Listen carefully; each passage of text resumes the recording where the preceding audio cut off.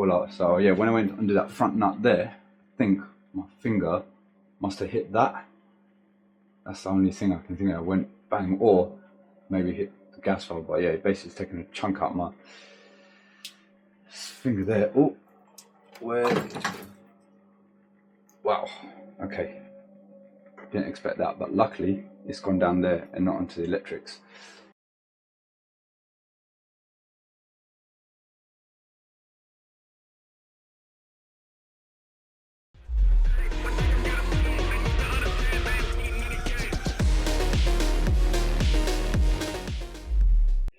What's happening, people? How we doing? Welcome back to today's video.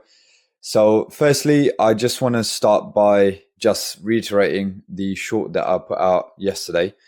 So it's in light of a fellow plumbing and heating engineer. He's based out in Ireland. His name's Aaron. He's a family man.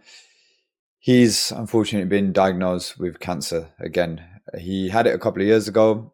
They thought they'd eradicated it, but it has come back with a vengeance. And being a self-employed tradesperson, he's got to take time off work. And when he's not working, he's not getting paid. So the last thing that anyone needs when they're going through that sort of stuff is having to worry about how they're going to put food on the table and support their families. Now, I know in my dynamic, I'm the breadwinner. So if I'm not working, then it's going to put stress not just on me, but on Nikki as well.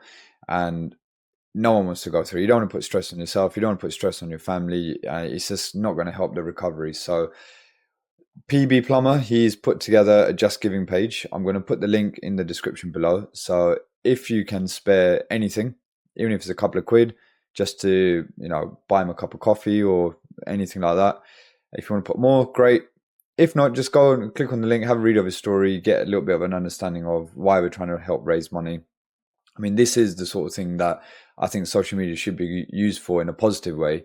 We're always sitting around just scrolling, or, people are easy to knock other people's work or bash other people.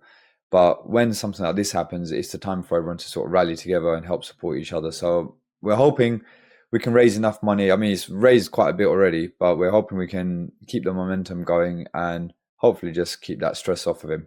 Now, moving on to today's video itself. We have a baxi which was giving some intermittent faults initially, and I managed to then obviously find out what it was, whittled it down to a couple of bits. I'm going to show you how I repaired it. I'm going to show you what happened whilst I was trying to repair it, and hopefully you find it interesting and useful.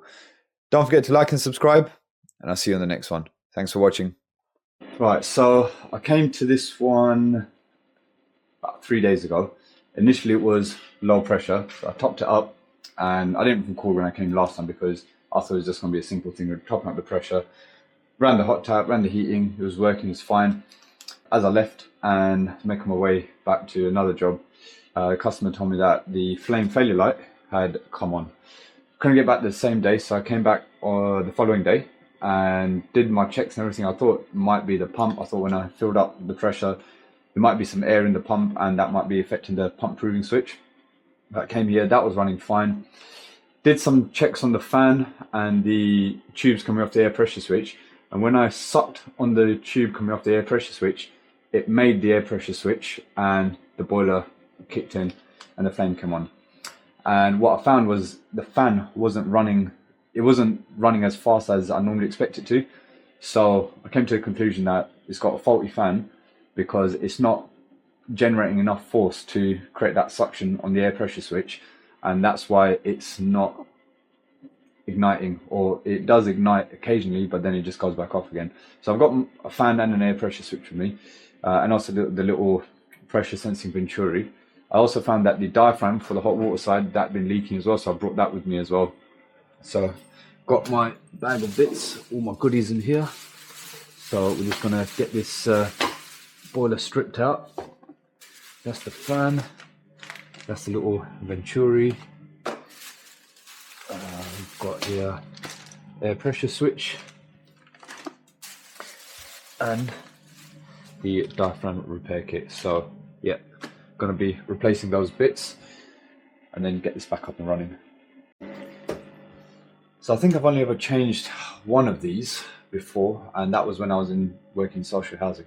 If I remember correctly, I've got to take this off, and I need to take the top part, the whole thing I think slides out with the fan, because I believe there's screws that are holding it screwed in from underneath, which I can't necessarily get to. So yeah, I'm gonna do this as I go along.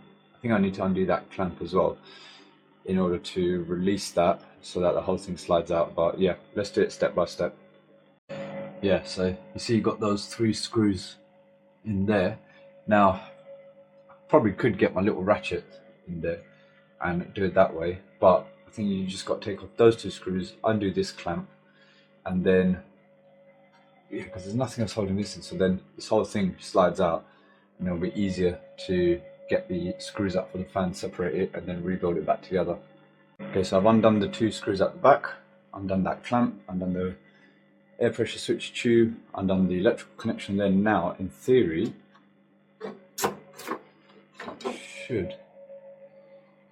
think I need to maybe undo this side casing here to allow, yeah, because that goes right up to there. So yeah, I think I might need to pop these off so that I can then get it out. Let me do that quickly.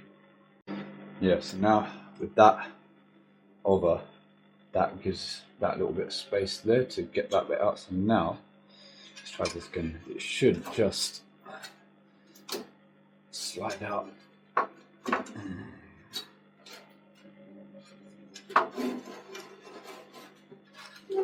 Oh.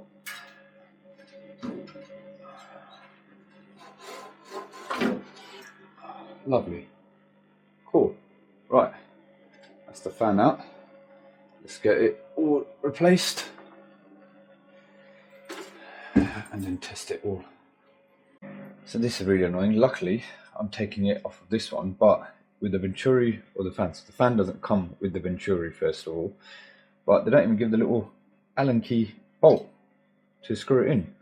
Luckily, I can take it off of there, but why Baxi? How much does it cost you? You spend all that money on all this plastic packaging, yet you can't just add a spare bolt in. It's not even in the box with the fan, so the fan doesn't even come with the Venturi. Luckily I picked one up, but come on. Right, that's all back together. New air pressure switches on now. I know I probably could have tested the fan first, and if it didn't, then I could have taken the air pressure switch and changed it. But to get to the air pressure switch, I have to remove the fan again. So I thought, you know, for the sake of it, the air pressure switch, I can't remember how much it is, like 20, 30 quid. For the sake of that, I don't want to do a test, take it out and put it back. I mean, it's a fairly old boiler anyway, so sod's law, the air pressure switch may have gone at some point. So for the small cost of it, I'd rather just price it in and replace it. So we have a new fan, a new air pressure switch, new Venturi. Now, before I change the diaphragm on there, I just want to turn it on and test it. So this one, hot tap. Right.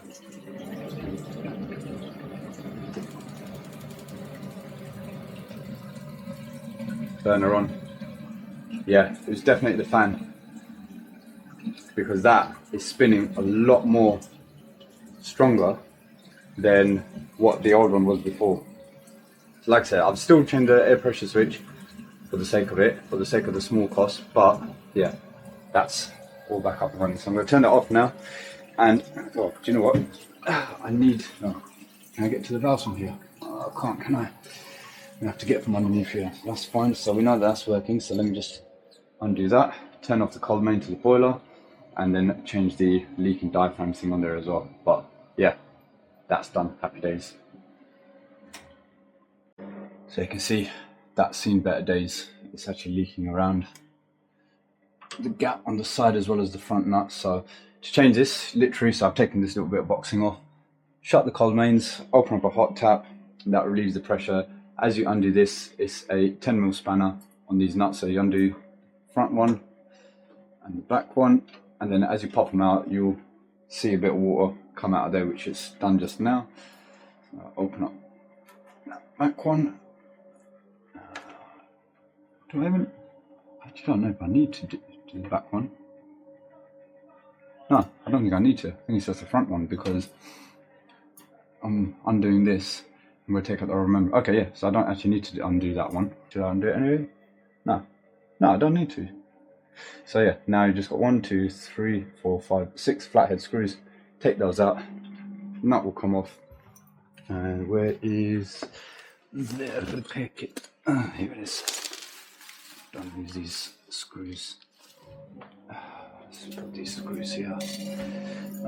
Don't fall down. They are gonna fall. Everything's falling. There we go. There we go. Everything's falling down. Right. Repair kit. Let's get that in there. Do you know what? I said to myself, it's gonna happen. And what happened? That. Been bleeding all over the gap. Had to wipe it all out. So yeah, when I went under that front nut there, I think my finger must have hit that. That's the only thing I can think of. I went bang, or maybe hit the gas valve. But yeah, basically it's taken a chunk out of my finger there. Oh, where? Wow. Okay. Didn't expect that, but luckily it's gone down there and not onto the electrics. So yeah, I was just about to say, when you take the last screw off, just be careful because there is a spring behind here and it will pop this forward. So it wasn't doing it initially, but yeah, whilst I was filming, it just decided to pop forward, and then a little bit of water that's behind it will come out. So I'm going to put the camera down. Well, actually, I'm going to see if I can get this off. There we go. Right, there we go. Yeah, there's that spring. That will just push it forward. So pop that there. Keep that as it is. And now remove this paddle. That literally just comes out like so, and that will come away with the old rubber diaphragm. And you can see that's gone quite flimsy compared to the new one, which is, you can just tell, it's hard for me to show it on the video, but you can tell when you feel it, the rubber is, that one's a lot more tougher, that one you can feel is warm. So I'm going to give this a clean up, and then we literally just reassemble it in the reverse order. Close everything off. Remember, we're not draining the boiler out, there's still pressure in the boiler here. We've only turned off the cold mains. So I'm going to fit it all back in reverse, grease up. I always add a little bit of grease on anything with rubber on it. I just find it makes a better seal, and then pop it all back together, and then we'll retest them. We've tested with another boiler works, and just got to test out afterwards the hot water works with the new diaphragm as well. I'm sure you can tell by the sound of running water that we are back on. Turn that off now. That back to the shower. So, just remember, when you are doing these screws up, it's like when you're changing a car tyre, opposites. So tighten them equally to make sure you get a nice good seal. So now I've turned the water off at the tap. Now this is just testing under pressure to make sure there's no water leaking from anywhere, which there isn't. So now I'll just pop the micro switch back on there, screw that back on, and then test, and we're out of here.